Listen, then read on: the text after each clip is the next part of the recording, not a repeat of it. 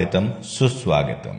ఒకరిని బాధ పెట్టడం నీటిలో రాయిని వేసినంత సులువు, కానీ వారిని తిరిగి మామూలు స్థితికి తీసుకురావడం నీటిలోంచి ఆ రాయిని వెతికి తీసుకొచ్చేంత కష్టం. అందుకే ఎవ్వరిని బాధ పెట్టకుండా ఉందాం. మౌనం మనస్సుని శుద్ధి చేస్తుంది, స్నానం దేహాన్ని శుద్ధి చేస్తుంది, ధ్యానం బుద్ధిని శుద్ధి చేస్తుంది, ప్రార్థన ఆత్మను శుద్ధి చేస్తుంది, దానం సంపాదనను శుద్ధి చేస్తుంది, ఉపవాసం ఆరోగ్యాన్ని శుద్ధి చేస్తుంది, క్షమాపణ సంబంధాలను శుద్ధి చేస్తుంది. ఎవరితో అయినా సరే ఎంతవరకు ఉండాలో అంతవరకే ఉండాలి. అందరూ మనవాళ్లే అని వాళ్ల మంచి కోసం ఏదైనా మంచి మాట చెబితే వాళ్ల దృష్టిలో మనం చెడ్డవాళ్లమవుతాం. జాగ్రత్త. నీ గురించి 10 మంది గొప్పగా చెప్పుకోవాలంటే ముందు నీవు 100 మంది గొప్పవాళ్ల గురించి తెలుసుకోవాలి. సత్యం వైపు నీ ఉండాలనుకుంటే ఒంటరిగా మహావృక్షంలా నిలబడటానికి సిద్ధంగా ఉండాలి.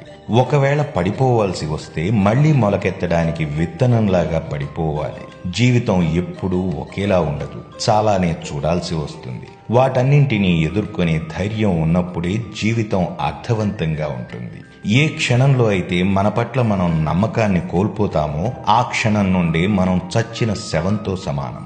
కరుగుతున్న కాలానికి, జరుగుతున్న సమయానికి, అంతరించే వయస్సుకి మిగిలిపోయే జ్ఞాపకమే మంచితనం. అదే మనకు ఆభరణం. అదృష్టం అంటే ధనం, వస్తువులు ఉండటం మాత్రమే కాదు, చేతి నిండా పని, కడుపు నిండా తిండి, కంటి నిండా నిద్ర, అవసరానికి ఆదుకునే ఆప్తులను కలిగి ఉండటమే అసలైన అదృష్టం. మనల్ని అర్థం చేసుకుంటే గుండెల్లో గుడి కట్టినా తప్పులేదు, కానీ మనకే విలువ లేని చోట ఎదుటి వ్యక్తి గురించి ఎంత ఆలోచించినా వ్యర్థమే. మనిషిలో అహం తగ్గిన రోజు ఆప్యాయత అంటే అర్థమవుతుంది. గర్వం పోయిన రోజు ఎదుటి వారిని ఎలా గౌరవించాలో తెలుస్తుంది.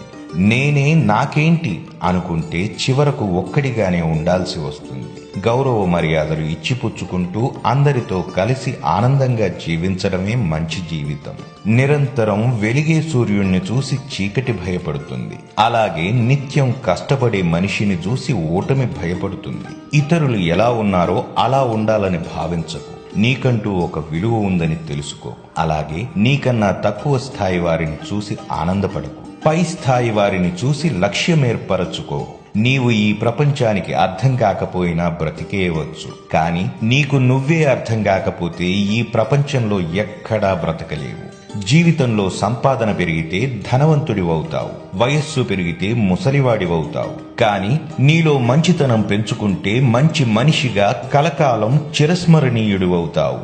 ఓ పిట్ట కథ.